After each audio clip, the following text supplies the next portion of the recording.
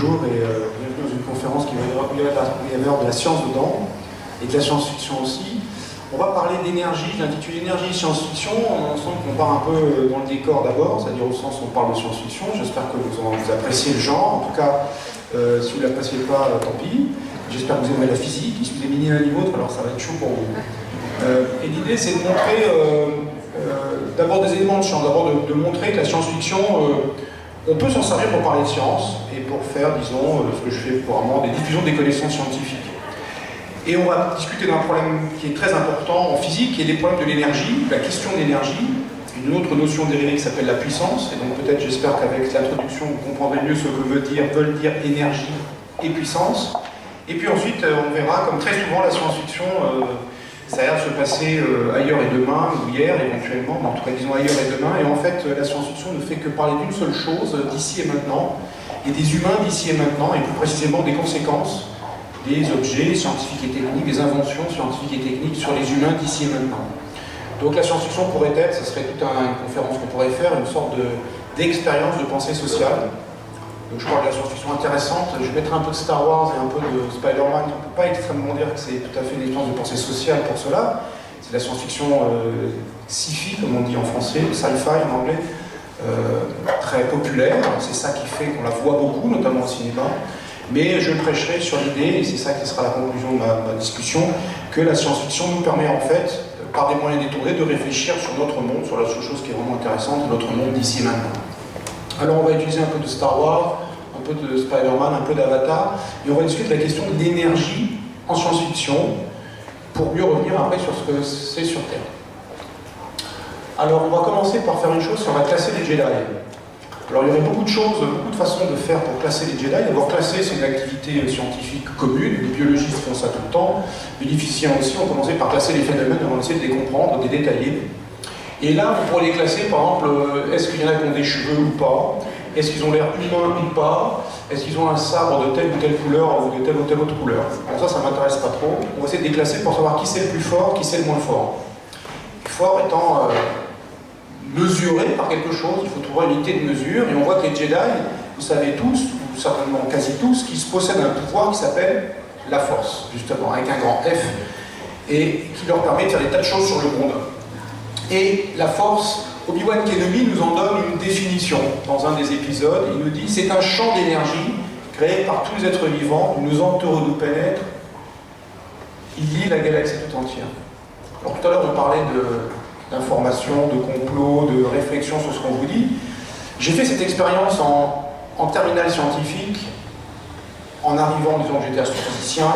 J'ai la gueule de l'astrophysicien. D'abord je suis un garçon, ça ne veut pas dire qu'il n'y a pas d'astrophysicienne fille, mais l'archétype du scientifique dans le cinéma et même dans l'esprit en général, c'est un garçon, même si c'est tout à fait d'une part sexiste, d'autre part en train de changer. Deuxièmement, je suis barbu et chauve, ce qui est, vous regardez Tintin, vous regardez n'importe quoi, ils ont tous des tronches de cake avec des barbes et pas de cheveux en général. Troisièmement, j'arrive en étant l'invité extérieur, donc la personne censée être importante, astrophysicien, c'est le grand luxe. Hubert Reeves est astrophysicien, c'est pour dire à quel point c'est le grand luxe d'être astrophysicien. Et je leur dis, je vais vous parler, donc pour dire qu'il y a un contexte dans lequel je dis, je vais vous parler d'une force dont on ne vous a pas encore parlé en terminale, hein, mais vous avez du niveau pour comprendre. Et cette nouvelle force, c'est un champ d'énergie qui nous entoure et nous pénètre. Il est créé par tous les êtres vivants et il lie la galaxie tout entière. C'est ça dont on va parler aujourd'hui. Il y a un petit moment de flottement quand même. Ils se demandent si je ne me suis pas en train de leur foutre ils n'ont pas tort de me foutre de leur gueule. Ils n'ont pas tort, mais il y a un petit moment de flottement parce qu'effectivement, dans cette phrase-là, il y a des éléments, il y a des mots qui font référence aux sciences. Je ne vais pas refaire la conférence précédente ou une conférence similaire. Il y a des mots qui font référence aux sciences et qui essaient, en mélangeant du vrai et du faux, de faire un truc qui n'est qu'un film de science-fiction. Ils n'essaient pas de vous rouler, ils essaient de vous divertir. Donc c'est déjà plus positif comme action. Mais on essaie de faire vrai à partir d'éléments de réel et puis en les assemblant pour faire quelque chose qui n'existe pas. En même temps, on peut essayer de donner un sens à cette phrase. La force, avec un grand F mystérieuse que possèdent les Jedi, qu'est-ce que c'est? Bien, qu'est-ce qu'on voit des Jedi? Souvent, on les voit en train de soulever des objets. On va le voir tout à l'heure, Skywalker par exemple, il soulève des caisses pour s'entraîner. Yoda, qui sort le vaisseau spatial du marais. Donc ils essaient de jouer contre la gravité. Il manipule cette entité extraordinaire pour jouer contre la gravité. Et quand on lit cette phrase, qu'est-ce qui lie les étoiles et le gaz d'une galaxie? C'est la force de gravité. Et la force de gravité, c'est un champ d'énergie. Le mot champ, il a un sens très précis en physique, je ne vais pas élaborer longuement, mais vous avez déjà entendu le nom de champ électrique, de champ magnétique, ou de champ de gravité, de champ de pesanteur. Donc ce mot-là, il est souvent accolé à ce genre d'entité physique. Et la gravité est un champ d'énergie. Comment se convaincre qu'il y a de l'énergie dans la gravité? Par une expérience.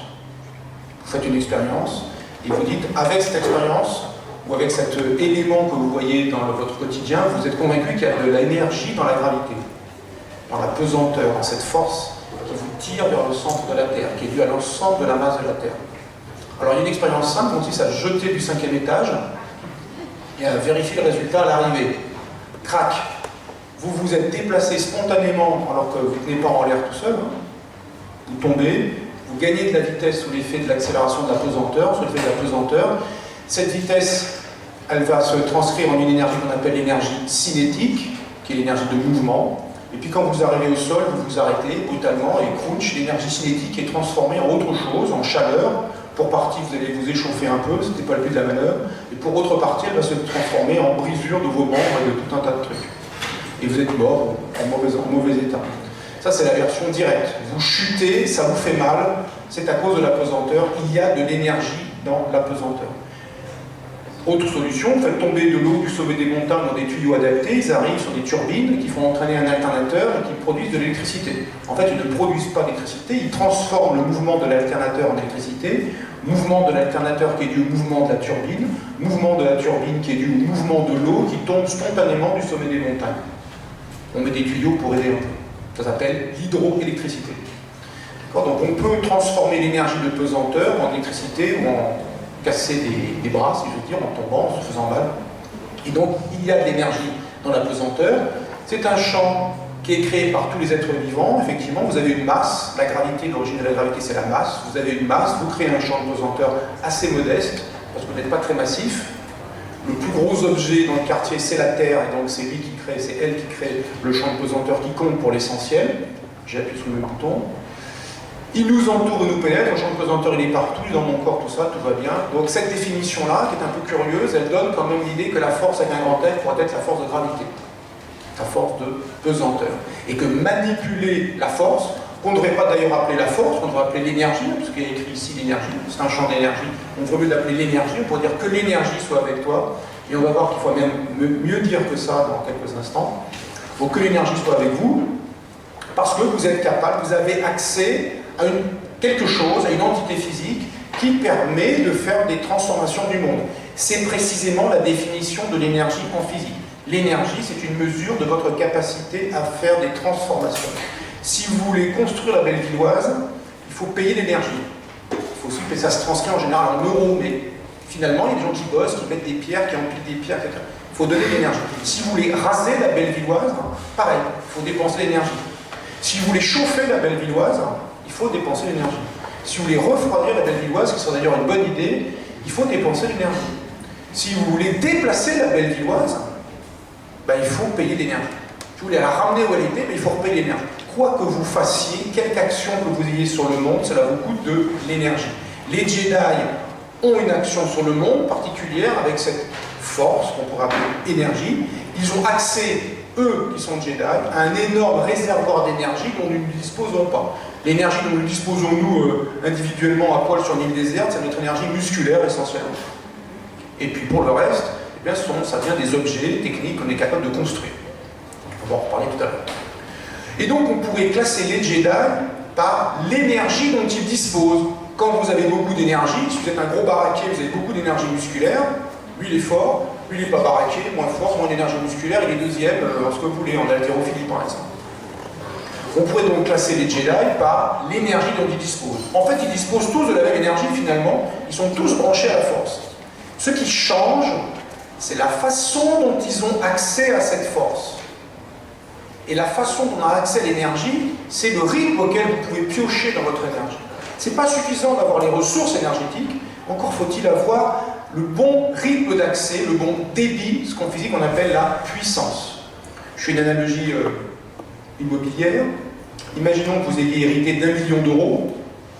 Chouette, vous allez pouvoir faire construire une belle maison. Vous avez entre guillemets l'énergie pour construire une belle maison. Avec 1 million d'euros, c'est jouable.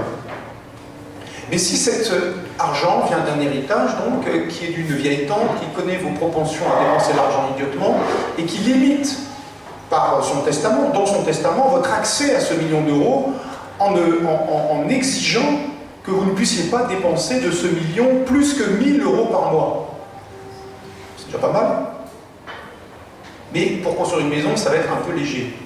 Parce qu'en France, personne ne bosse pour... Enfin, si, il y en a qui bossent pour moins de 1 000 euros par mois, mais pas pour construire des maisons. Et donc, si vous avez le tas d'énergie, le million d'euros, vous avez potentiellement la capacité à construire une maison. Si vous n'avez pas le bon débit, si vous n'êtes pas capable de piocher mieux que 1 000 euros par mois, peut-être mettons 10 000 euros par mois, vous ne construirez pas la maison. Il y a deux choses qui comptent, le débit et le stock. Avoir le stock, c'est important pour faire les transformations. Le stock, c'est l'énergie, le million d'euros. Le débit, c'est 10 000 euros par mois, par exemple, pour construire une maison. Je pense que ça vous fera des choses. Ou la puissance qui, en unité, en physique, s'exprime en watts. Quand on est marqué une ampoule de 100 watts, eh ben, ça veut dire qu'elle prend 100 unités d'énergie, qu'on appelle le joule, chaque seconde. Et quelque chose qui a beaucoup de puissance, ça veut dire que chaque seconde, il faut donner beaucoup d'énergie, chaque seconde, chaque seconde, chaque seconde, chaque seconde, chaque seconde. Si vous arrêtez, ça s'arrête. Donc ce que les Jedi, on va pouvoir passer les Jedi non pas par leur accès à l'énergie, ils ont accès à la force tous, mais par le rythme auquel ils peuvent piocher dedans, et on va voir que on va tout à fait comprendre que les minables Jedi accèdent peu, ils ont un petit débit, ils piochent lentement dans ce gros stock, et les forts Jedi piochent beaucoup. Et on va essayer de chiffrer ça. Ce qui est beaucoup plus marrant, c'est de faire des petites enquêtes pour savoir, alors Luke Skywalker, combien de watts? Alors pour savoir Luke Skywalker combien de watts, le voilà en train de s'entraîner sur Dagobah, il est en train de soulever des caisses contre la gravité de la planète. Il utilise la force à la manière d'une antigravitation. Combien il paye de watts? Eh bien c'est assez facile de faire ce raisonnement pour peu qu'on soit physicien, qu'on ait des rudiments de physique. Il n'y a pas besoin d'avoir un grand niveau de physique, il faut avoir un niveau peut-être terminal scientifique, en ayant suivi les cours. Puis un petit effort. Et c'est accessible, je ne vais pas vous faire tout le raisonnement, mais c'est accessible en fait à tout le monde pour peu qu'on vous explique les éléments. C'est pas un truc stratosphérique. Donc il doit soulever des caisses contre la gravité, et ça coûte évidemment. Ça coûte de l'énergie. Si vous ne maintenez pas l'effort, la caisse elle retombe. Ça s'estime, il faut connaître la masse de la caisse, ça va dépendre de la masse de la caisse, plus ou moins lourde, plus ou moins d'énergie à fournir. Ça va dépendre de la hauteur à laquelle la caisse est soulevée, plus ou moins haut, plus ou moins d'énergie. Et ça va dépendre de la gravité de la planète, c'est-à-dire la force avec laquelle la planète tire la caisse vers le bas. Évidemment, si elle tire fort, il faudra pousser fort vers le haut. Si elle tire pas fort, poussez pas fort vers le bas. C'est pour ça que, dans le cas de la Terre, avec l'accélération de la présence de la Terre, quand vous soulevez un objet, ne dites plus, il est lourd. Dites que la Terre est lourde. Si la Terre était moins lourde, elle tirerait moins fort cet objet et vous auriez à fournir un effort moins important pour le soulever. Donc l'effort que vous devez fournir, il résulte essentiellement, bien sûr pour partie de la masse de l'objet, 50 kg, 100 kg, une tonne, c'est pas la même chose, et de l'interaction de la Terre. Si on suppose que la planète Dagobah sur laquelle il est, elle a une gravité qui est voisine de celle de la Terre, la caisse qui est ici, qui fait une centaine de kilogrammes, à vue de nez, c'est une grosse caisse avec des tas de trucs dedans, il la soulève de, mettons, 2 mètres, comme lui, et il la soulève, on regarde dans le film combien de temps il faut pour la soulever, on peut trouver, calculer, estimer que Skywalker dépense une puissance de 1000 watts. Alors 1000 watts, on peut dire c'est pas mal, c'est l'équivalent de 10 ampoules, est-ce que c'est beaucoup, est-ce que c'est pas beaucoup? C'est pas très facile si on n'a pas bien compris ce qu'est 1 watt. Et c'est pas facile de comprendre ce qu'est 1 watt si on n'en a pas l'habitude. Et pour mieux le comprendre, on peut essayer de comparer. Donc si je mets n'importe lequel d'entre vous sur un vélo en disant vas-y pédale, tranquille quoi, mais pédale. Alors si c'est des baraquets et qu'il veut faire fort, oui vous avez l'air costaud. Il va peut-être pouvoir lâcher 300 ou 400 watts sur son vélo. Mais pas très très longtemps, probablement. Si c'est des plus gringalés comme moi, peut-être 100 watts. Ça veut dire qu'un cycliste, en fait, si on regarde maintenant les gens qui sont dans le Tour de France, les gens qui montent les cols du Tour de France, il y a des gens qui s'estiment, il y a un journaliste entraîneur de vélo qui s'amuse chaque été, chaque Tour de France, à estimer la puissance des coureurs, et tous ceux qui dépassent 410 watts, c'est un peu bizarre. Il y a des trucs. Il va y avoir quelque chose. Il estime qu'il y a quelque chose, selon sa compétence d'entraîneur. Oui, donc un cycliste entraîné 20 minutes, 400 watts, il fait ça pour monter un col. Un haltérophile, quand il soulève sa charge, il peut aller jusqu'à 1500 watts, pendant 1 seconde. Le cycliste, 20 minutes. Quand on prend un marathonien, lui, il peut dépenser 80-100 watts, mais pendant 2 heures. Pendant 2 heures. Vous voyez que le corps humain peut produire de l'ordre d'une centaine de watts jusqu'à quelques, même presque 1 kW, le 1000 watts de Skywalker, mais il peut le produire pendant 1 seconde, si c'est 1000 watts, pendant 20 minutes, c'est 400 watts, et pour des gens entraînés, et pendant quelques heures, si c'est 100 watts, aussi pour des gens entraînés, et quant à vous, c'est pareil, ça sera de l'ordre d'une centaine de watts si on le met sur un vélo. Donc Skywalker qui fait 1 kW, c'est pas mal, c'est un peu surhumain, sauf qu'il le fait longtemps, mais il le fait comme ça, à l'air de rien, il est un peu gringalé, enfin il n'est pas particulièrement baraqué, mais voilà, il soulève son truc et il fait d'autres choses après quand il s'entraîne. Skywalker, 1000 watts. Alors Yoda, qui est ici, là, en train de soulever le vaisseau, c'est le même tarif. On voit qu'il est plus fort. Pourquoi il est plus fort? Parce qu'il soulève un truc plus gros, dans les mêmes conditions. Il soulève d'à peu près la même hauteur, sur la même planète, sauf que là, il soulève un vaisseau interstellaire. Alors comment il s'appelle, le vaisseau interstellaire? On n'en sait rien. Bon, ben on compare ça avec, je sais pas, un chasseur de combat, n'importe quoi, un Rafale, un avion. On se dit ça va faire une vingtaine de tonnes, une trentaine de tonnes. Alors entre 20 tonnes et 100 kg, il y a un rapport de 1000, hein, c'est beaucoup. Alors ça veut dire que eh ben Yoda, c'est pas 1 kW qui sort, c'est plutôt 100 kW. Peut-être 200, peut-être 250. Le nombre exact n'importe pas, ce qui m'importe c'est l'ordre de grandeur, comme on dit. Est-ce que c'est 100 000 watts ou est-ce que c'est 1 million de watts? Yoda, en faisant ça, plutôt 100 000 watts. Qu'est-ce qui fait 100 000 watts dans la vie quotidienne? Quotidienne, hein, je ne parle pas d'un truc que vous n'avez jamais vu. Une voiture. Une voiture, 100 000 watts. Typiquement. C'est pas mal, juste pour rouler tranquille sur l'autoroute comme ça. Incidemment, 100 000 watts, je rappelle qu'un cycliste du Tour de France, 400 watts. 400 watts.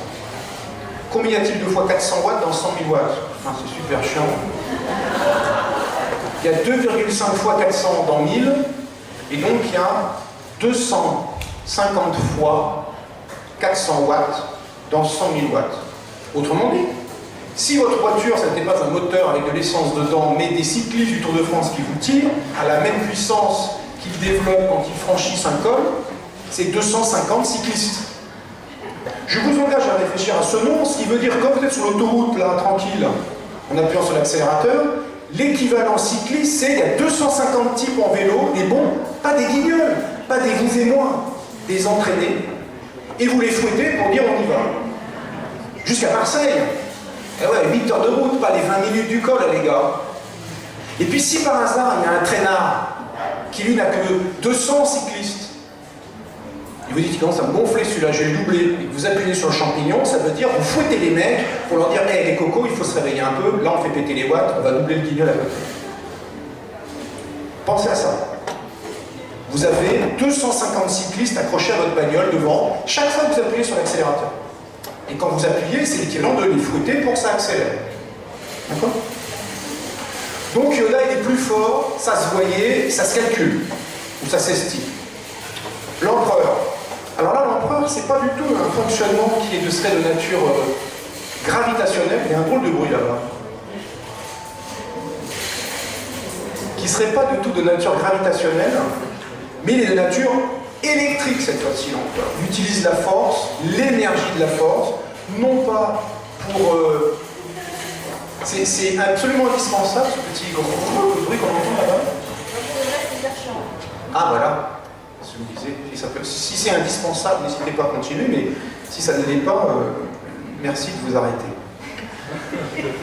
Et donc là, l'empereur utilise l'énergie disponible dans la force, encore une fois qu'on devrait appeler l'énergie, il l'utilise pour produire un champ électrique très intense qui lui permet de créer ses éclairs, c'est-à-dire de rendre l'air conducteur, l'air qui est habituellement émis dans l'air électrique, de rendre l'air conducteur, pour on ne le voit pas ici, il est dans le hors du champ, pour électriser et même le dégommer froidement, pour électrocuter Skywalker, pour le convaincre de passer du côté obscur.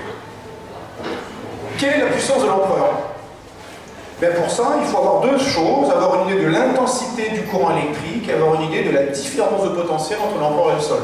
En gros, combien d'ampères dans le courant, combien de volts entre l'empereur et le sol.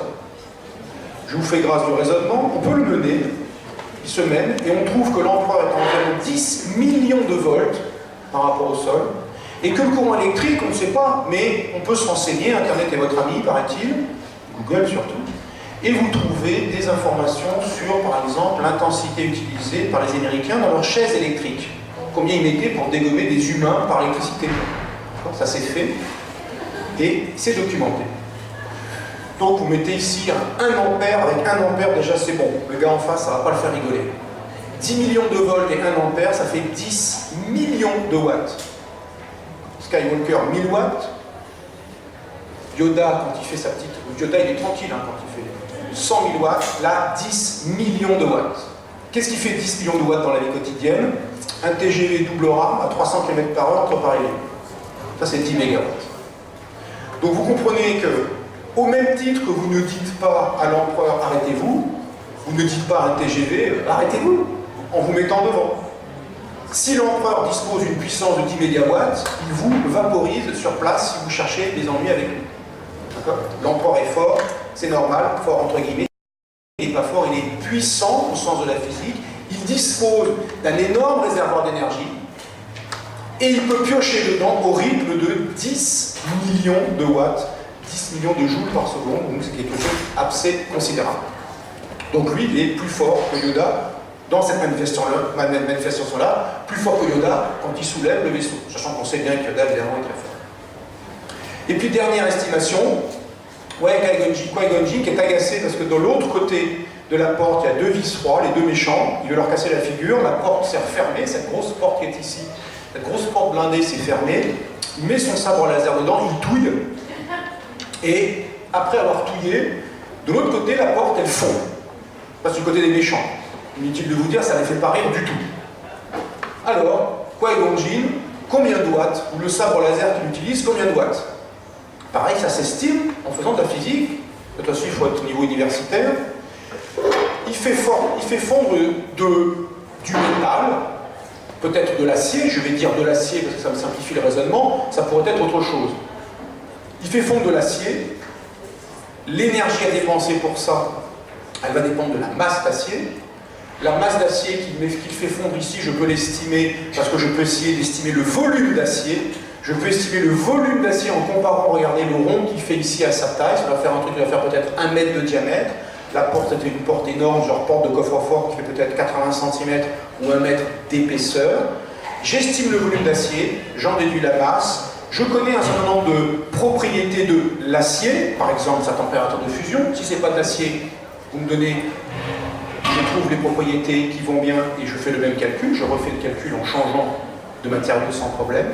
Et on obtient, on sait que dans le film, on voit que cette porte-là, il l'a fait fondre en 3, 4, 5 secondes, pas plus que 5 secondes. Il met son sabre, on voit qu'il touille un peu et ça coule de l'autre côté. Ça lui prend quelques secondes et on peut estimer du coup que oui, c'est peut-être là qu'il faut que je vise. Et on peut estimer que, alors j'ai mis pour ceux qui aiment bien les chiffres, mais c'est pas très grave, que la puissance nécessaire est de 1 milliard de watts. Donc là, Qui-Gon Jinn, il ne faut pas l'énerver du tout. 1 milliard de watts, c'est quoi 1 milliard de watts dans la vie? Je n'ose dire quotidienne, mais en France, il y en a.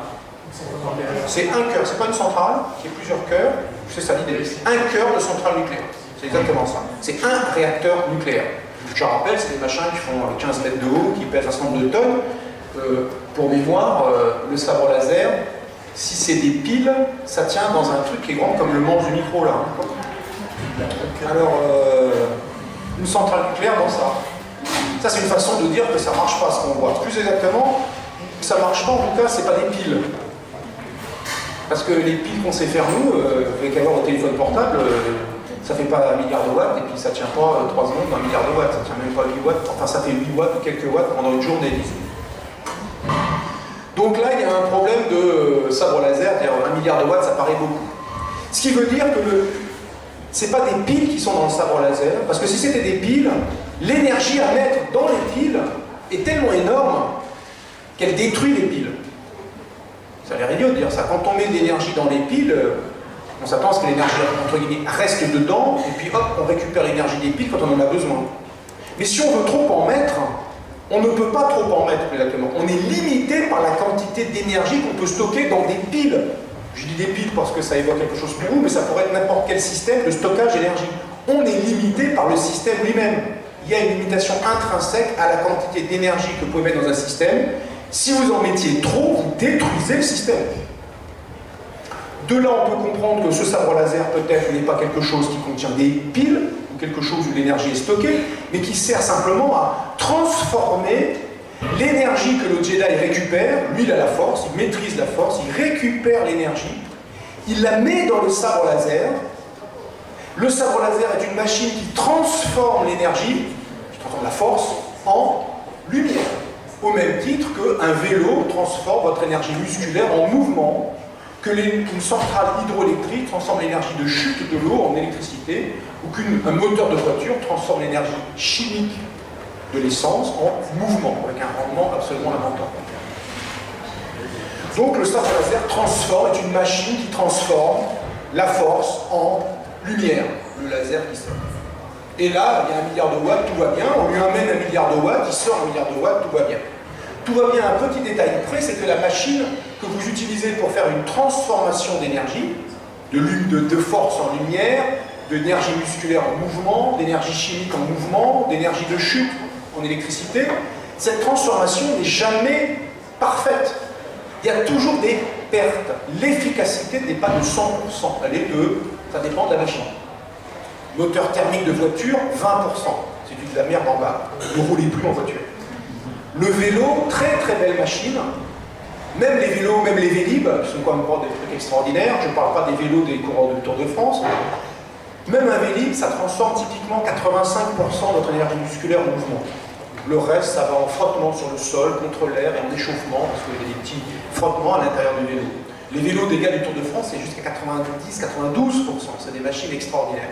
Le rendement est très très bon. Les moteurs électriques, les moteurs de TGV, par exemple, les moteurs électriques en général, pareil, des rendements de l'ordre de 85 à 90%. Là, imaginons que ce sabre laser ait un rendement de 99,9%, c'est-à-dire ça n'existe pas. 1 millième est perdu. Il perd donc 1 millième de 1 milliard de watts. Tada, c'est combien? 1 million de watts. 1 million de watts est perdu, ça veut dire, pas perdu, ça ne disparaît pas. C'est en chaleur dans le sabre laser. Et donc, allumer le sabre laser à 1 milliard de watts de puissance, ça signifie le chauffer avec une puissance 1000 fois moindre. Si votre rendement est de 99,9%, ce qui est déjà un truc extraordinaire, 1 million de watts dans un truc qui est gros comme le manche, ça doit fondre instantanément. Donc allumez votre sabre laser et vous brûlez les mains instantanément. D'ailleurs, il faut. Incidemment, il faut donc avoir des gants pour allumer un sabre laser. Ce qui est confirmé, excusez-moi, par l'image, c'est confirmé par l'image qui est là. C'est confirmé par l'image qui est là. Voilà. On ne met pas ses mains près de plusieurs kilogrammes d'acier en fusion à 1500 degrés. Ça s'appelle un barbecue. Il y a un steak, il y a des braises. D'accord ? Quand on met des trucs qui cuisent à quelques centimètres d'un truc qui est chaud, ça cuit. Donc on doit manipuler un sabre laser avec des gants. Voilà, donc le niveau d'énergie d'un sabre laser, de puissance, 1 milliard de watts, montre encore une fois sur une machine tout à fait plausible, tout à fait réaliste, mais permet de comprendre ce qu'est puissance énergie, de discuter des transformations énergétiques, des rendements, de l'efficacité énergétique, et dans les évolutions des systèmes énergétiques mondiaux, les Français en particulier, il y a une évolution vers une meilleure efficacité énergétique, que les machines qu'on utilise soient plus efficaces, utilisent mieux l'énergie à leur disposition, qu'on leur fournit, pour faire le même service. Ils utilisent moins pour faire le même service. Alors je vais passer, parce que j'ai déjà été assez bavard, mais je vais le dire rapidement, on peut aussi estimer la puissance de l'étoile de la mort, c'est beaucoup. Évidemment, l'étoile de la mort, elle a son turbo laser. Là, il y a un problème d'optique géométrique assez intéressant, mais je laisse ça aux exercités. On peut faire le calcul. On fait le calcul, c'est pas très grave. Voilà. Ce qu'il faut retenir, c'est ça, c'est que la puissance du générateur de l'étoile de la mort, on peut estimer que c'est 100 000 soleils. Pour discuter. Après, peut-être 1 million, ça serait bien aussi. Mais disons 100 000 soleils, c'est la base de discussion. Le soleil, c'est beaucoup. Le soleil, en une seconde, il rayonne une énergie dans toutes les directions de l'espace. dont une fraction arrive sur Terre. Donc je parle de l'intégralité de l'énergie que le Soleil rayonne en une seconde. C'est l'équivalent de l'énergie consommée par l'humanité en une année entière. Le Soleil, c'est gros. Mais vraiment. Et c'est puissant. Ça envoie beaucoup de watts. En chiffres, 4 10 puissance 26 watts, ça veut dire à peu près 0,4 milliards de milliards de milliards de watts. Beaucoup de watts. Donc le Soleil, on ne fait pas le malin avec.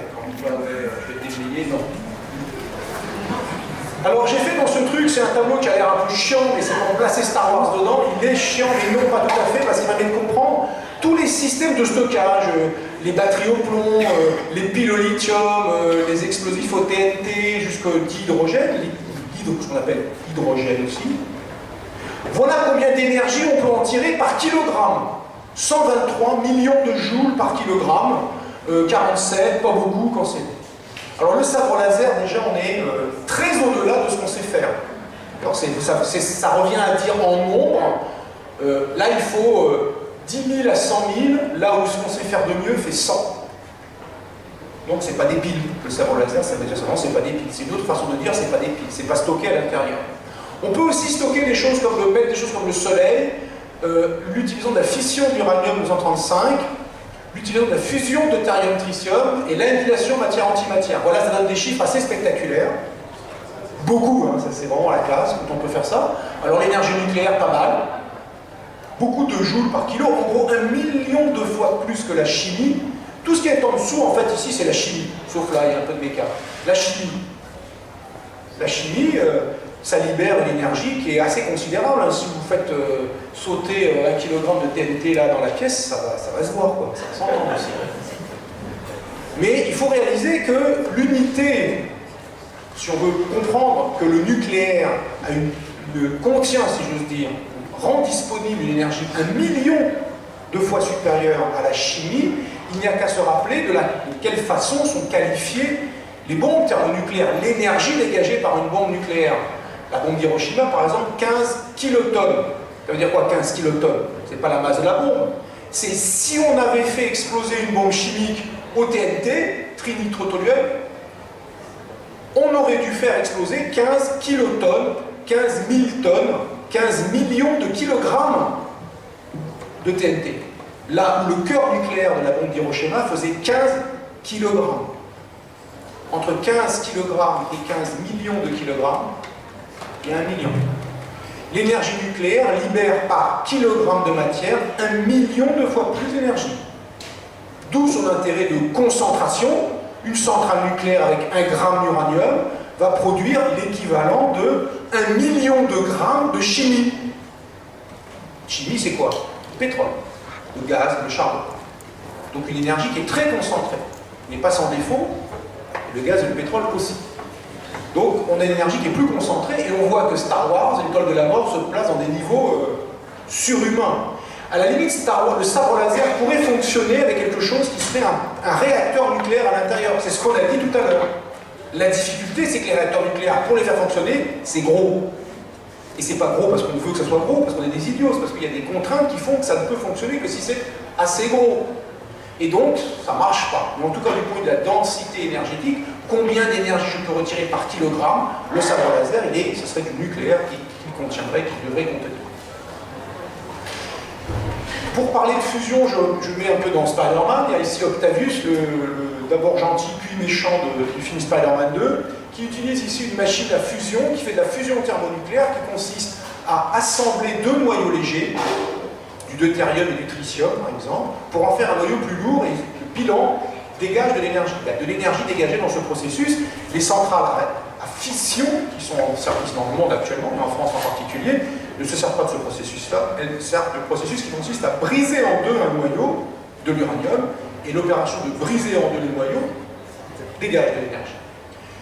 Ce truc-là, il nous dit qu'il fait 1000 MW dans le film. 1000 MW, je ne recommande pas de se tenir à, mettons, 2 mètres d'un machin lumineux qui dégage 1000 MW, c'est-à-dire 1 milliard de watts, c'est-à-dire la puissance du sabre laser, c'est-à-dire, donc du coup, le sabre laser non plus, il ne faut pas le regarder tout droit dans les yeux, c'est pas bien. Il dit, voilà, il ne faut pas être là. Donc ça, c'est un peu fâcheux.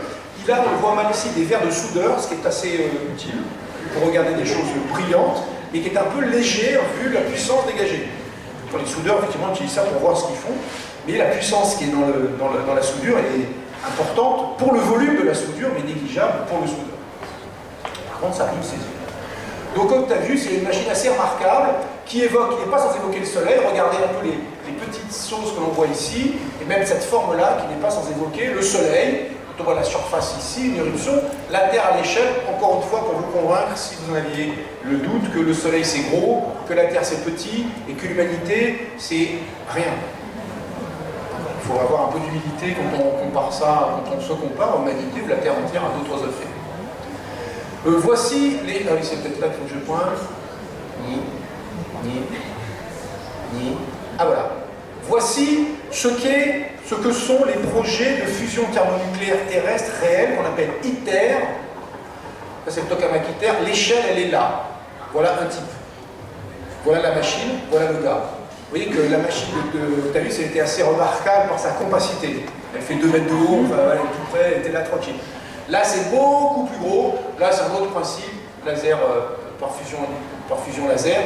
Bon, cette machine-là est en construction en ce moment au centre CEA de Cadarache. C'est une collaboration internationale. ITER, le I, c'est International Thermonuclear Experimental Reactor. C'est une expérience. Ce qui est construit là, c'est une expérience. Si ça marche, ça veut dire qu'on est capable de maîtriser la fusion thermonucléaire autrement que dans des bombes qui vous pètent à la gueule. On sait la maîtriser pour produire de l'énergie, expérimentalement. Encore 20 ou 30 ans, on saura faire un prototype, disons, d'ingénierie, c'est-à-dire quelque chose qu'on pourra vendre, et encore 30 ans après, on commencera à le vendre. Donc, si vous entendez dire la fusion thermonucléaire, c'est l'avenir de l'humanité pour l'énergie, peut-être à l'échelle de 100 ans, certainement pas à l'échelle de 30 ans. Cette chose-là sera en fonction et montrera qu'on sait le faire, si on arrive à le faire, ce qui n'est pas acquis, dans 30 ans. Et quand on saura le faire, on ne saura pas le vendre, autrement dit, en faire quelque chose d'industriel. Il faudra faire le prototype industriel. Et une fois que le prototype industriel sera fait, ce qui reprendra peut-être une vingtaine ou une trentaine d'années, on pourra le vendre. Et donc avoir des centrales, non plus à fission, qu'on utilise actuellement, mais des centrales à fusion, qui ont, du point de vue de l'intérêt, le mérite de produire extraordinairement peu de déchets par rapport aux centrales à fission, qui produisent une puissance à peu près comparable, et à partir d'éléments qui sont à l'échelle humaine, en très grande quantité, j'allais dire inépuisable, en très grande quantité.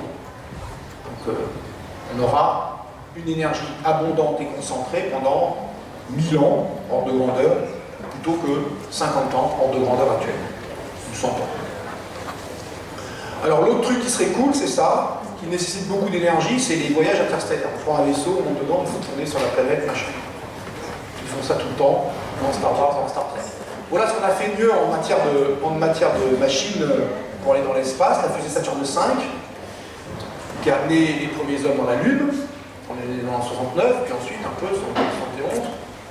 Ça emmène 100 tonnes en orbite basse, 47 tonnes sur la Lune, c'est le train lunaire, les 47 tonnes presque tout reste, à la fin il n'y a qu'un tout petit module binal, qui est juste le truc là-haut, juste ça là, pas le bout là-haut, juste ça, qui revient sur Terre. Quelques tonnes et 3 types dedans. Donc en gros 2-3 tonnes. Décollage, la masse de cette fusée, genre 2500 ou 3000 tonnes de décollage, et au retour 2 tonnes avec 3 types dedans. Vous voyez l'efficacité. On en voit beaucoup et on récupère peu à la fin. On l'a fait, ça va. Alors cette fusée-là, elle est quand même assez extraordinaire, comme machine unique, elle est assez incroyable. Les moteurs, là, ces moteurs-là, le premier étage, ils produisent une puissance de 120 gigawatts, 120 milliards de watts, 120 cœurs de centrale nucléaire. C'est une machine respect, une seule machine qui fait 120 réacteurs nucléaires. Pendant 3 minutes à peu près, 165 secondes, qui est la durée de fonctionnement du premier étage. Après, il n'y a plus de carburant, ça s'arrête. Donc on a une putain de machine, si je veux dire. 120 réacteurs nucléaires dans ce machin-là. Voilà ce qu'il faut pour faire décoller une fusée, c'est vous dire l'effort. 3 minutes, au bout de 3 minutes c'est bon, les 100 tonnes sont en orbite basse, on peut commencer à décoller ensuite pour aller vers la Lune. Donc cette machine-là, on n'en a jamais fait d'aussi puissante que celle-là, en un seul morceau. Il n'y a aucune machine actuelle qui est passée qui dépasse cette puissance-là unitaire pour une machine. Un sous-marin nucléaire, un porte-avions nucléaire, un avion, enfin ce que vous voulez, ce que vous imaginez, tous ces machins-là sont des ordres de grandeur en dessous de ces 120 milliards de watts. 3 minutes seulement, à peu près 3 minutes.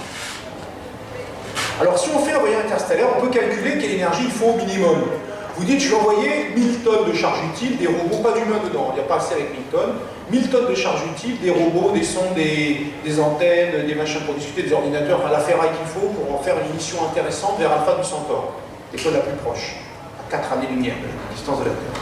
1000 tonnes de charge utile. Vous dites, on ne va pas faire trop ambitieux, on va l'envoyer à 1/10 de la vitesse de la lumière. Ça veut dire à peu près 300 fois plus rapidement que ce qu'on sait faire mieux actuellement. Ça veut dire 10 fois moins que la lumière, donc il faudra 45 ans pour atteindre l'étoile.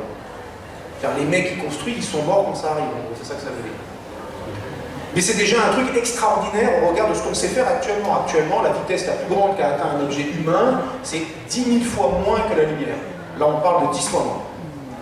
L'énergie que ça coûte, l'énergie de mouvement qu'il faut donner à ce vaisseau, qui n'est pas très ambitieux, c'est en gros le budget énergétique mondial.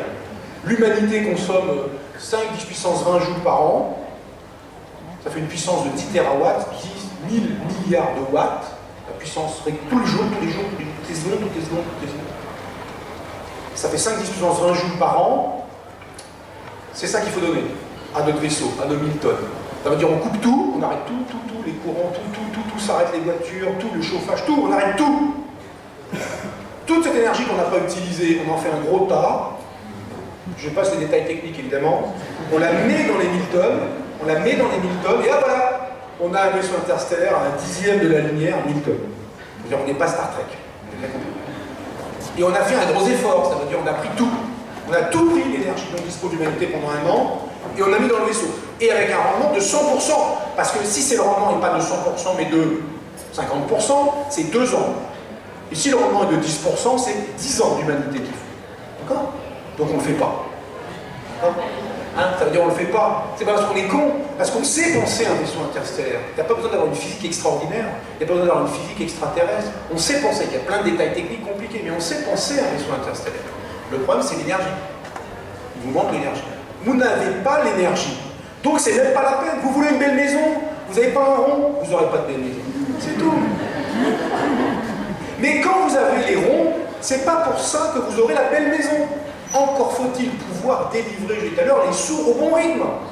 Les gens qui travaillent, personne travaille pour construire une maison à 1000 € par mois, personne. En France en tout cas. Et donc du coup, vous n'aurez quand même pas votre maison, même si vous avez des millions, parce que vous n'avez pas le bon débit. Donc il faut le stock et le débit. Et donc là, il y a eu un gros débit, 120 gigawatts, et un petit stock qui a duré 3 minutes. Donc il faut beaucoup plus d'énergie. On se dit, imaginons qu'il faille multiplier par, mettons, 100 l'énergie dont dispose l'humanité, de sorte que le voyage dont nous parlions, au lieu de représenter 100%, il représente 1%. Si je prends 1% de votre salaire, vous serez mécontent par défaut, parce que ça vous énerve qu'on prenne des sous. Mais en fait, en pratique, ça ne change pas grand-chose à votre vie. 1% de votre salaire, c'est négligeable. Si un voyage interstellaire représentait 1% du budget énergétique humain, peut-être on le ferait. Pour qu'il représente 1%, ça veut dire qu'il faut multiplier ce budget énergétique par au moins 100. Je dis au moins à cause de l'efficacité qui est peut-être pas parfaite. Au moins 100. Ce facteur 100, l'humanité l'a déjà fait une fois. Disons, avant l'ère industrielle, où essentiellement c'était les muscles des animaux et des humains qui faisaient fonctionner tout ce que les humains faisaient tourner, plus un peu de vent, et le soleil pour faire pousser les plantes. Les plantes mangent du soleil, c'est-à-dire mangent du soleil et du CO2. Quand on est passé de ce stade-là au stade industriel, les machines à vapeur d'abord à charbon, puis pétrole, etc. Un facteur 100, il y a à peu près 10 fois plus d'humains entre 1800 et maintenant. En gros, un facteur 10 fois plus d'humains. Donc déjà, on consomme 10 fois plus. On aurait 10 fois plus, qu'il y aurait 10 fois plus de bras, même si on était mécanique. Mais chaque humain consomme en moyenne, 10 fois plus. Je dis bien en moyenne, parce qu'il y a des humains qui ne consomment pas beaucoup plus. Dans les pays où il n'y a pas un rond, ils ne consomment pas beaucoup, évidemment, d'énergie. Alors les pays où il y a beaucoup, les Américains par exemple, ils consomment beaucoup.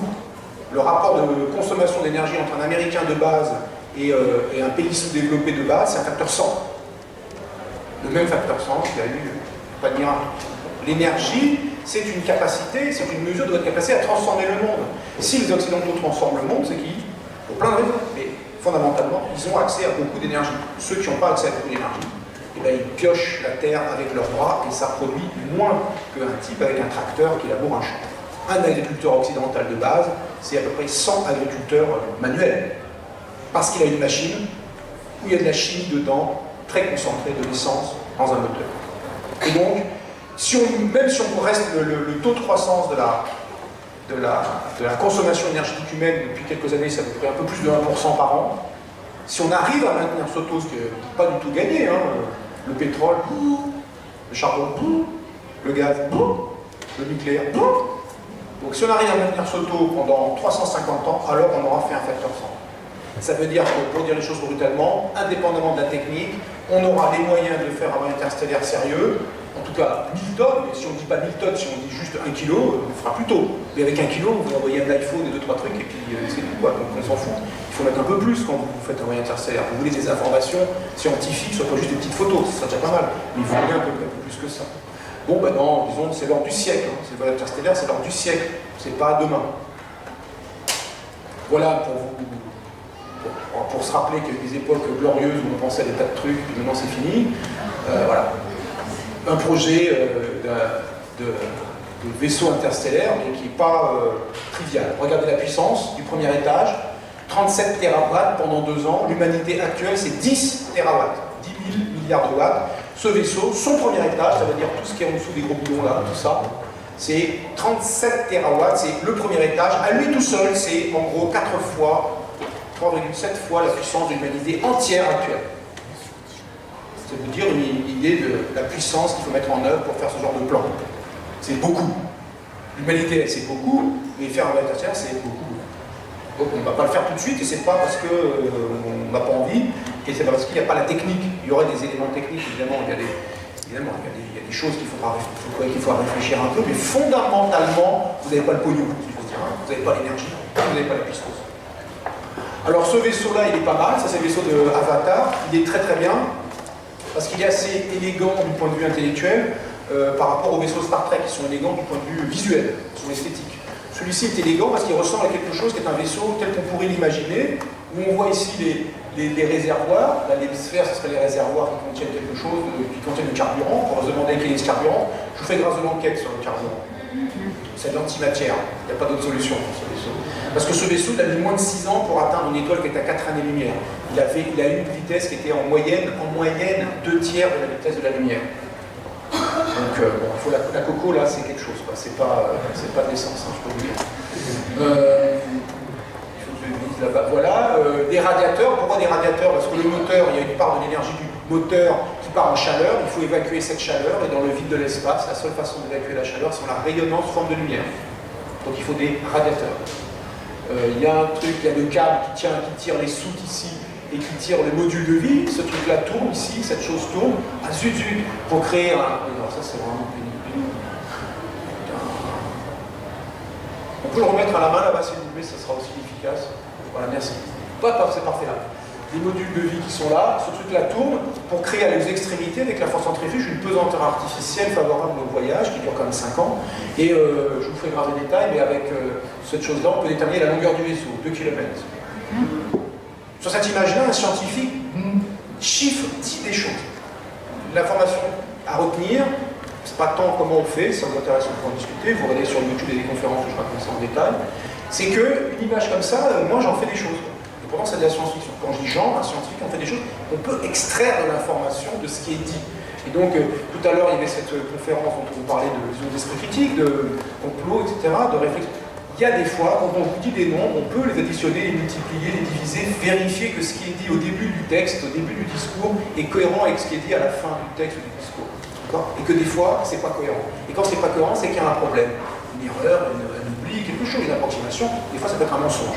Donc il faut faire ça, et on peut faire ça, c'est assez facile à faire. Et dès qu'on a les moyens, dès qu'on a le cerveau taillé pour ça, entraîné pour ça, c'est pas tant taillé que entraîné pour ça, typiquement en ayant suivi des études scientifiques, c'est trivial et c'est un peu désolant de voir effectivement la diarrhée mentale que nous produisent les chiffres qu'on entend un peu partout. C'est vraiment pénible.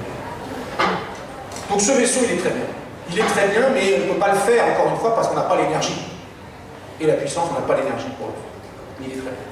Alors on peut essayer quand même de classer l'humanité, de voir l'humanité, où est-ce qu'elle en est, parce qu'on dit qu'elle dispose de pas mal d'énergie, elle fait des choses. Où est-ce qu'elle en est? Sur cette échelle, il y a des graduations, c'est en puissance de 10, 10 puissance 9, 1 milliard, 10 puissance 10, 10 milliards, 10 puissance 11, 100 milliards, 1000 milliards, blablabla, on les dit même plus, 1 milliard de milliards, 1 milliard de milliards de milliards. Beaucoup. il y a des points qui sont indiqués là et qui sont en gros, donc rappelez-vous bien, quand on passe de 10 à 11, c'est 10 fois plus. Quand on passe de 11 à 12, 11 à 12, oui j'appuie sur la 0. Hein? Attends, je vais faire PLS. Vous pouvez, voilà, merci. 10 fois plus, vous avez compris l'idée, d'accord? C'est pas linéaire, c'est pas plus 1, c'est fois 10. Donc un gars qui est à 10 puissance 12, il est 10 fois plus fort qu'un gars qui est à 10 puissance 11. 10 fois plus d'énergie disponible. Quand je dis fort, entre guillemets, c'est pas de la force physique, c'est de l'énergie disponible. Alors qu'est-ce qu'il y a là-dessus? Il y a un éclair, voilà où ça se place. Orage et tornade, ça se place là. Un orage, une tornade de base. Quand c'est noir, c'est des phénomènes naturels. Quand c'est rouge, c'est des phénomènes humains. Alors humain. Ah voilà, Hiroshima. Ça se place là. 15 kilotonnes de TNT. L'énergie continentale, c'est l'énergie qu'il faut pour faire déplacer les continents, ce qu'on appelle la tectonique. Ils ne bougent pas vite, mais ils sont lourds. Donc c'est beaucoup. Une bombe de 1 mégatonne. Une bombe qui représente 1 million de tonnes de TNT. Une bombe de 1 mégatonne, l'ordre de grandeur, c'est l'énergie qui fait bouger les continents. Donc quand on met une bombe de 1 mégatonne, ça fait un truc, quoi. Ça n'a jamais été fait, enfin ça a été fait atmosphériquement et tout ça, mais ça n'a jamais... Hiroshima et Nagasaki ont les deux seules bombes qui ont été utilisées à visée destructive ciblée. Les autres étaient toutes pour tester. Oui, pour tester. Alors qu'est-ce qu'il y a d'autre après la bombe du mégatonne, j'ai oublié. Alors l'énergie cinétique d'un ouragan. L'explosion du mont Sainte-Hélène, un volcan en 1980, ça a chié. Bon, regardez, arrêtez votre ami. La Tsar Bomba. Tsar, avec son nom pareil, c'est les Russes qui ont fait ça. 50 mégatonnes, la plus grosse bombe thermonucléaire qui ait jamais explosé à la surface de la Terre.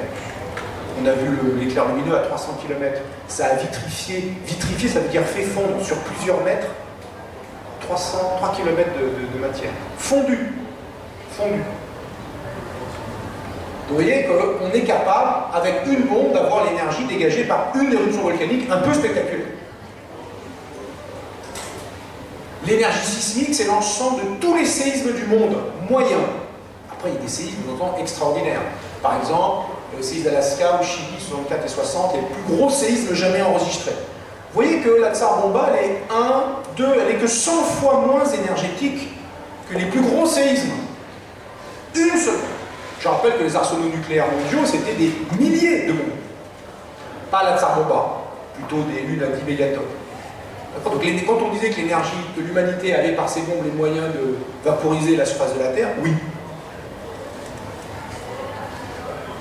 Un ouragan pendant 10 jours, la consommation des USA pendant 1 an, la consommation de l'humanité pendant 1 an, le flux géothermique annuel, la chaleur qui vient du sol vers la surface de la Terre. Très dilué, il y a 2 tiers d'océan, on n'en fait rien sur les océans, sur le sol, et les gens pensent c'est facile, c'est pas facile. Mais c'est pour vous dire que l'humanité dispose d'une énergie équivalente à l'intégralité de la chaleur qui remonte des entrailles de la Terre vers la surface en 1 an. L'ordre de grandeur, hein. Vous voyez qu'on est, bon, pas tout à fait la même chose, mais on est assez proche, facteur 3, quelque chose comme ça. Et alors là, on passe dans un autre monde, les 3 derniers points. Un jour d'ensoleillement sur Terre. Zut. Vous pouvez arranger ça. Voilà, regardez ça, parfait. Le 3e, la météorite Crétacé-Tertiaire, celle qui a bousillé les dinosaures. Donc elle était grosse. Hein. Donc on voit que si elle nous arrive dessus, ben, les USA n'y feront rien. Et le monde entier non plus. Si elle arrive, faites ce qui vous fait plaisir jusqu'au moment où elle impacte. Hein. Faites ce que vous voulez qui vous fait plaisir. Après, ça sera réglé. Et puis derrière, 1 seconde d'énergie du soleil. Là, c'est 1 seconde d'énergie du soleil. Donc quand on voit ça, on se rend compte de plusieurs choses, assez instructives à mon sens. La première, c'est que l'humanité est une force tellurique. Autrement dit, l'humanité dispose d'une énergie qui se compare à celle de phénomènes naturels qui modèlent la surface de la Terre. Donc que l'humanité modèle la surface de la Terre, qu'elle pollue l'atmosphère, qu'elle fasse des trous pour faire des tunnels, qu'elle fasse des travaux, soit bordel à la surface de la Terre parce que les humains y sont, c'est normal. Nous disposons d'une énergie suffisante pour modeler globalement la surface de la Terre. c'est pas de savoir si vous faites ci ou si vous faites ça, c'est vous mettez de la pollution, vous rouliez au moteur. S'il n'y a plus de voitures, que des voitures gentilles qui ne mettent pas de pollution dans l'air, on s'en fout. Il y aura des routes pour que ces voitures roulent, et pour faire ces routes, il y aura d'énergie à mettre en place qui modèleront la surface de la Terre. Vous savez qu'on peut la modeler, la surface de la Terre, simplement par le simple fait d'être là et de dire que maintenant, ici, je vais bricoler pour que ça se passe bien pour moi. Ça peut être modelé de façon agréable, on fait des maisons, on a chaud, on ne se gêne pas. Désagréable, on met de la pollution, on fait des choses pas faciles. Et puis, par ailleurs, il y a des choses sur lesquelles on aimerait bien se brancher, parce que si on s'y branchait, on serait content. On pourrait dire le flux géothermique. Le flux géothermique, le problème c'est qu'il est très dilué, pas facile à récupérer, donc la géothermie, c'est pas une énergie, comment dire, beaucoup utilisée par les humains pour l'instant. Elle ne sera pas beaucoup plus utilisée qu'elle ne l'est maintenant, parce qu'elle est très diluée. Il faut ramasser ça sur une énorme surface. Cette énergie est beaucoup, mais parce que la Terre a une grande surface. Et les 2 tiers, c'est des océans, on n'ira pas la récupérer. Un jour d'ensoleillement sur Terre, là on se dit, là il y a un bon facteur 10 ou 15 par rapport à ce qu'on fait nous, là c'est bonnard, si on pourrait faire ça. Donc là on comprend que cette énergie-là, si on pouvait s'y brancher, ça serait cool, parce qu'on pourrait récupérer beaucoup d'énergie, mais on ne peut pas tout récupérer non plus, parce que les plantes mangent de la lumière, d'accord? Donc il faut récupérer un peu. Et récupérer un peu, c'est pas si facile que ça, parce qu'il faut fabriquer des panneaux solaires, par exemple, ou photovoltaïques, ce que vous voulez, et que ces panneaux solaires, pour les fabriquer, il faut de l'énergie. Il n'y a pas de problème, où est la grue pour monter la grue? Où est l'énergie pour faire le système qui va récupérer l'énergie solaire?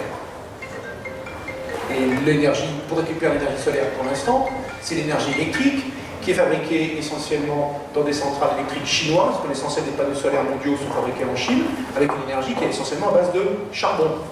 Donc installer un panneau solaire, ça met du CO2 dans l'atmosphère, par exemple. Il y a le charbon qui est transformé en électricité, qui est transformé en panneau solaire, et après vous dites, ah mais chez moi je suis cool, j'ai un panneau solaire qui fait une énergie propre. Quand il fonctionne, avant, il y a du CO2 dedans. Donc pour dire, c'est pas pour jeter la pierre au panneau solaire, c'est pour dire que voilà, il faut savoir que l'énergie, pour récupérer l'énergie, d'où elle vient, et que la question qui se pose à l'humanité, c'est que maintenant, faire ce voyage interstellaire, faire ce qu'on voit dans les films de science-fiction, ça veut dire disposer de beaucoup d'énergie. D'où viendra ce beaucoup d'énergie? De l'énergie dont nous disposons maintenant pour faire des nouveaux systèmes. L'énergie dont nous disposons maintenant étant en diminution, puisque les stocks de pétrole diminuent, c'est un stock, les stocks comme les stocks de nouilles, hein. Quand il n'y a plus de nouilles, il n'y a plus de nouilles, quand il n'y a plus de pétrole, il n'y a plus de pétrole. Le gaz, le charbon, le pétrole, l'uranium, les stocks diminuent au rythme de leur usage. Et donc viendra un moment où nous n'en aurons plus, nous n'aurons plus d'énergie qui a été abondante et à faible coût, et qui a permis de construire tout un tas de trucs, et qui a permis de polluer l'atmosphère et de faire des tas de choses intéressantes, genre on peut chauffer l'hiver plutôt que de vivre. À Paris, en 1900, la température moyenne d'un appartement à l'année, c'est 12 degrés. Donc on est content quand même de confort moderne. Donc voilà, il faut avoir en tête que l'énergie dont nous disposons maintenant, c'est ce qui nous permettra de faire l'énergie dont nous disposons, enfin de faire, pas de faire, mais de construire les systèmes pour l'énergie dont nous disposerons plus tard. Et que plus tard, ce serait bien que ce soit, disons, le soleil, pour faire gros, qui est quand même un stock d'énergie absolument délirant au regard des échelles humaines, si délirant que si on pouvait s'y brancher efficacement, ça serait tranquille. Mais ça n'est pas facile, pour plein de raisons, je n'ai pas le moment d'expliquer, mais ce n'est pas facile. Je montre ça parce que c'est un physicien, un astrophysicien soviétique dans les années 60 qui avait mis cette classification des civilisations pour parler des civilisations extraterrestres, Kardashev. Il avait dit le niveau 1, il utilise toute l'énergie disponible sur sa planète. Ça correspond à une puissance de 10 puissance 16 et puissance 17 watts. L'humanité est à 0,7 de cette classification. Quand on sera à 1, ça veut dire qu'on aura épuisé la Terre jusqu'au trognon. Et après, on pourra se demander ISO watts et qu'est-ce qu'on fait après. Et peut-être que nous serons passés au niveau 2. Et utilisant ce que nous avons sur la Terre, nous aurons été capables de fournir ce que Kardashev appelle le niveau 2. Utiliser l'énergie d'une étoile entière. Alors ça c'est beaucoup. Mais si vous vous êtes épuisé dans le niveau 1 sans avoir été capable de passer à ce niveau-là, ben vous êtes mort. Il n'y a plus rien. Vous êtes à poil, il n'y a plus rien. Le budget est vide, il n'y a plus rien. Et puis il y a le niveau 3. Alors là, c'est par exemple, j'ai pris un exemple dans la parce que là évidemment, ça n'existe pas dans la réalité. Donc la fédération de Star Trek, la fédération des planètes Star Trek, ils sont au niveau 2, l'estimation qu'on peut faire, c'est ça. Niveau 3, c'est celle ci qui dispose de l'énergie non pas d'une étoile, mais de beaucoup d'étoiles, éventuellement d'une galaxie entière, on va passer beaucoup. Et ça veut dire c'est les Borg. Vous suivez Star Trek, si vous ne suivez pas Star Trek, vous renseignez. Bon, les Borg, ils sont forts. Donc, quelqu'un qui a beaucoup d'énergie, beaucoup de puissance, pour faire rond, vous ne l'emmerdez pas. Donc les Borg, restez. L'Empire de Star Wars, vous ne l'emmerdez pas. Un gars qui n'a pas beaucoup de puissance, vous pouvez lui casser la gueule si vous en avez plus. Et si le gars il sort un flingue, d'un coup c'est lui qui a plus de puissance que vous. Et vous avez perdu. Donc c'est que ça qui compte, c'est combien d'énergie vous disposez quand vous voulez transformer le monde. Ces transformations-là, elles sont... C'est vous qui les décidez, bien ou pas bien, utile ou pas utile, gênant pour d'autres ou pas gênant pour d'autres, c'est toute une discussion à avoir après, beaucoup plus longue. Mais il est nécessaire de comprendre, oui je vous l'ai montré ça mais c'est pas grave, on va sauter si vous voulez passer trop, que énergie et puissance sont les nerfs du changement matériel du monde, hein, c'est ça qui permet de sculpter le monde, et du changement social, hein, les téléphones portables. Il faut beaucoup d'électricité pour recharger toutes les batteries de téléphones portables, il faut beaucoup d'énergie pour les fabriquer, et le fait que chacun ait un téléphone portable, sauf moi, a des conséquences sociales. Enfin, sauf moi,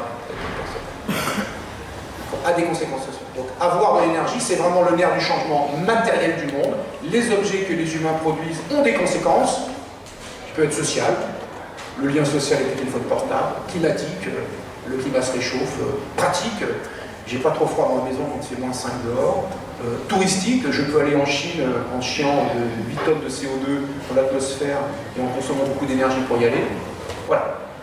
Ça a des conséquences, bonnes ou pas, intéressantes ou pas, utiles ou pas, tout ce qu'on veut, mais le nerf qui est derrière là, c'est l'énergie et la puissance. L'énergie comme capacité à faire, et puissance, le rythme auquel vous allez faire. Pas de puissance, vous ferez lentement, vous ne ferez pas assez, vous ferez trop lentement, vous ne ferez pas en pratique. Si vous avez beaucoup de puissance, vous ferez les choses en plus rapidement. Et donc ce qui nous manque pour faire ce qu'on voit dans la SF, c'est ça, beaucoup d'énergie et beaucoup de puissance, les deux à la fois. On en a pas mal. L'humanité est une force tellurique, elle dispose d'une quantité d'énergie suffisante pour modeler la surface de la planète à l'échelle globale, parce qu'elle a à la fois beaucoup d'énergie et beaucoup de puissance. Et la question qu'on peut se poser, c'est est-ce qu'elle passera les 100 prochaines années dans une perspective de diminution de tous les stocks énergétiques qui ont permis cette explosion technique et développement, en tout cas pour la partie la plus occidentale de l'humanité, qui était le pétrole, le gaz et le charbon, dont les perspectives futures sont mal engagées, enfin, sont certainement à zéro dans 100 ans pour faire court, mais peut-être 50 ans plus tôt. Donc la question qui se pose, c'est sur quelle énergie vivrons-nous dans le futur, vivront nos enfants? Énergie qui sera fondée sur des moyens de transformation, soleil en électricité par exemple, ou vent en électricité, qui sont fondés sur ce dont nous disposons maintenant. L'énergie du présent et l'élaboration, la construction de l'énergie et donc de l'humanité du futur. Merci de votre attention.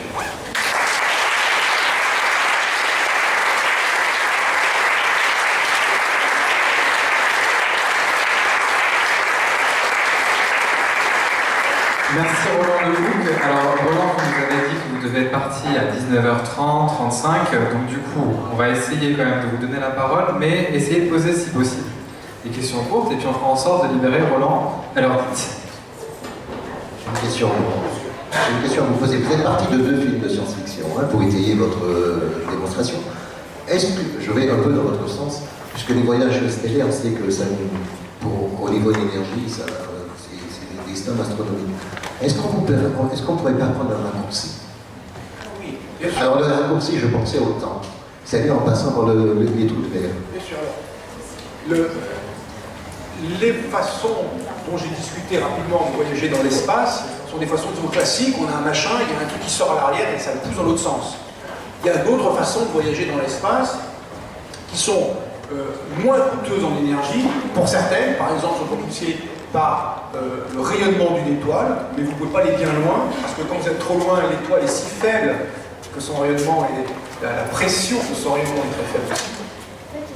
Et il y a aussi d'imaginer voyager dans l'espace, non pas en se déplaçant comme on fait d'habitude, on se déplace, mais en déformant l'espace dans lequel on est. On sait que l'on peut déformer, quand je dis l'espace, c'est-à-dire la trame même dans laquelle se jouent les événements.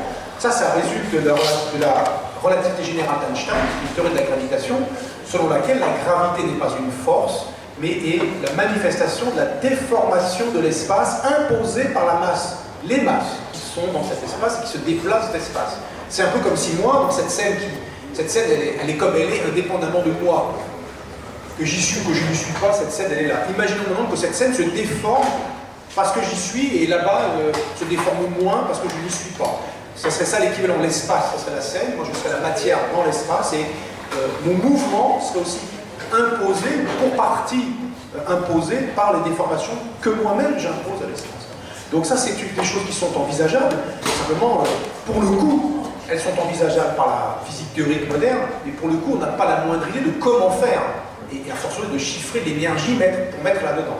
Alors que le vaisseau interstellaire, disons, canonique, celui où on pousse à l'arrière et ça va vers l'avant, eh bien ce vaisseau-là, on sait faire ça, on saurait faire ça. Il y aurait beaucoup de problèmes à gérer, je ne veux pas minimiser la difficulté du problème, mais du point de vue fondamental, il n'y a rien qui s'oppose à ça. Alors que l'autre, les trous de verre, les portails espace-temps, enfin ce qu'on entend des fois de termes sympas dans la science-fiction,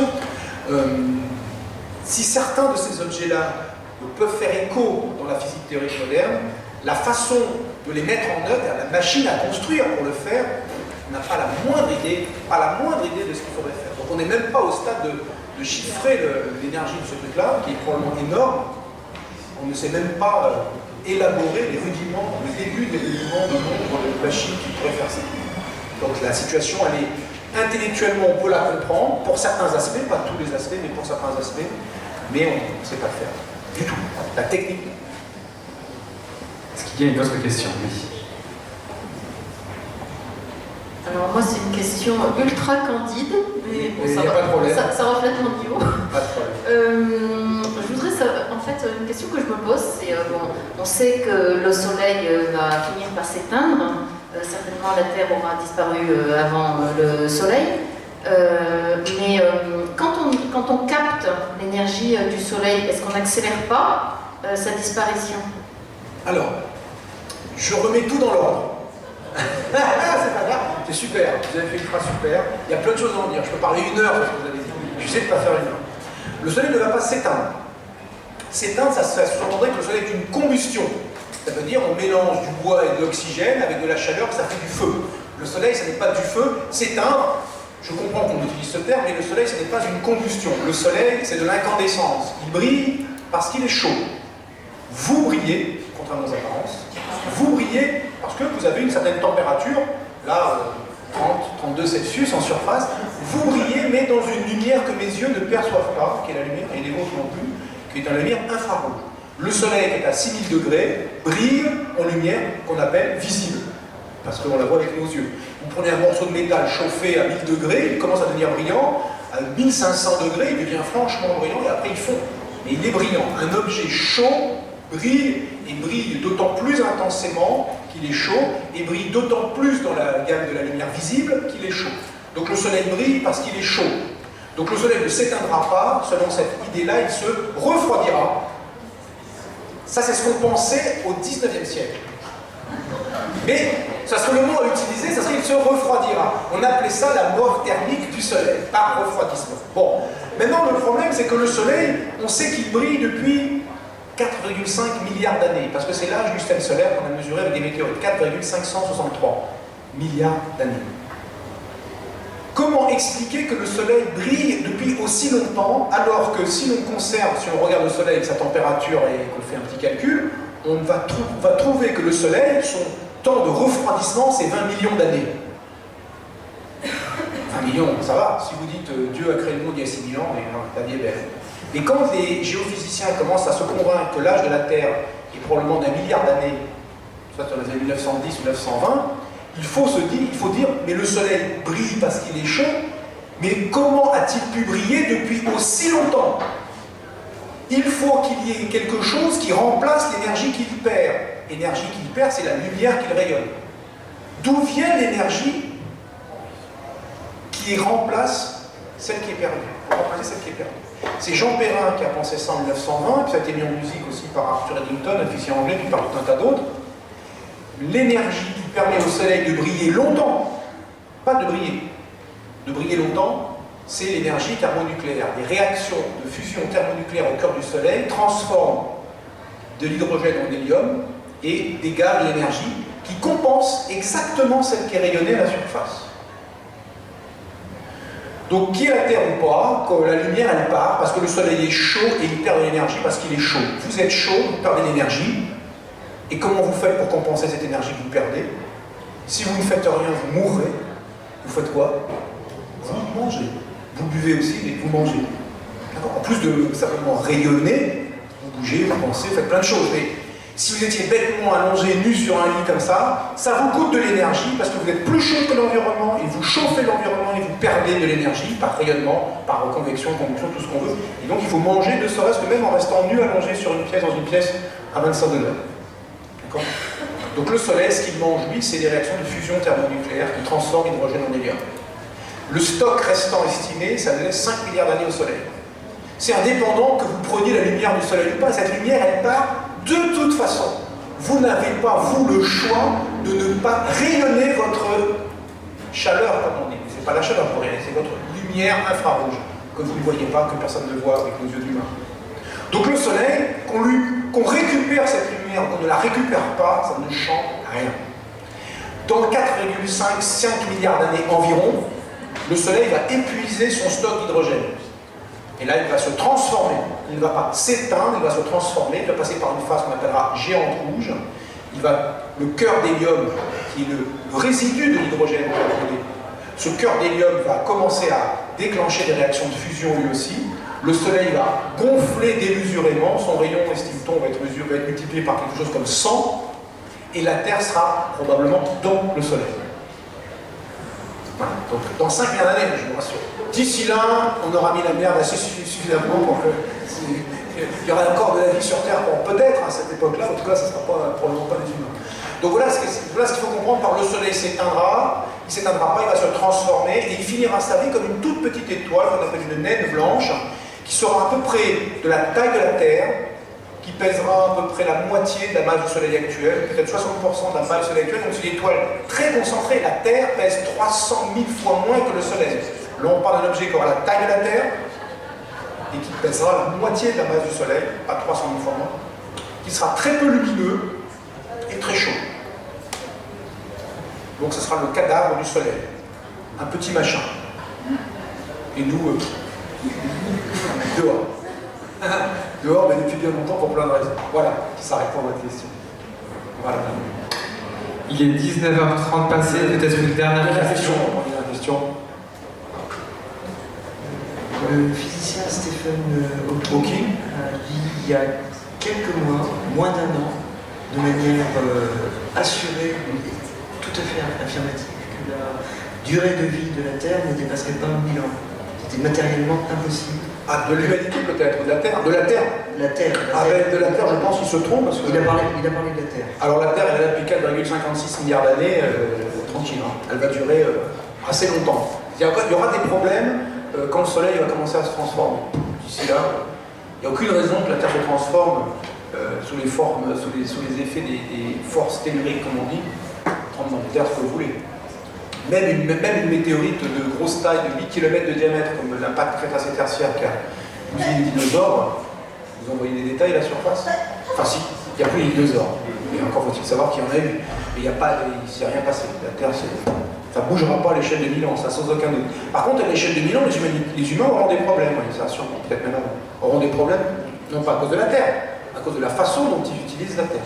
C'est-à-dire qu'ils sont dessus, ils n'ont que ça sous la main, et quand il n'y aura plus rien dessus, enfin qu'il n'y aura plus rien d'utilisable, exploitable, je ne sais pas, charbon, pétrole, gaz, ce que vous voulez, or, mais c'est pareil, c'est pas que le charbon, pétrole, gaz, hein. L'or, on s'en fout, ça sert à rien. Mais tous les métaux qui servent tous les jours, l'aluminium, le fer, etc., quand il n'y aura plus, il n'y aura plus. Et donc là, il y aura des problèmes pour les humains. L'échelle de 1000 ans pour les humains me paraît raisonnable, ça sera peut-être beaucoup moins que ça, peut-être beaucoup moins que ça, peut-être 50 ans ou 100 ans, mais 1000 ans pour la Terre elle-même comme objet physique, no chance. Hein. Dans 1 milliard d'années, la Terre elle est encore là. Il y a encore de la vie à sa surface. Pour les humains, ça sera autre chose. La vie sur Terre, elle est là depuis 3,8 milliards d'années, au moins. On a les plus anciennes traces de vie sur Terre datent de 3,8 milliards d'années dans le passé. La Terre a 4,56 milliards, donc on est assez près du début de la formation de la Terre. On ne sait pas trop quand s'est formée la vie, mais peut-être quelques 500 millions d'années seulement après sa formation, après la formation de la Terre. Hein? Oui, alors les animaux, je ne sais pas ce que vous appelez les animaux, les humains sont tous les animaux, les êtres tout le vivant, les premiers êtres vivants, c'est des êtres unicellulaires. Les traces qu'on a, c'est des traces de stromatolites, c'est-à-dire des bactéries photosynthétiques qui meurent en se pétrifiant, qui viennent de la pierre, une sorte de minéral, mais qui est un minéral d'origine organique, pas d'origine minérale, la transformation physico-chimique. Et donc ces êtres-là, des stromatolites, il y en a encore, on en voit dans le Massif central par exemple, des sources de Massif central, c'est des êtres qui existent encore. Respect pour les stromatolites. Pas que dans le Massif central, il y en a dans plein d'endroits.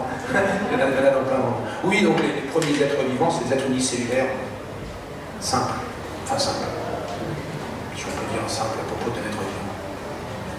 Merci à vous. Merci Roland.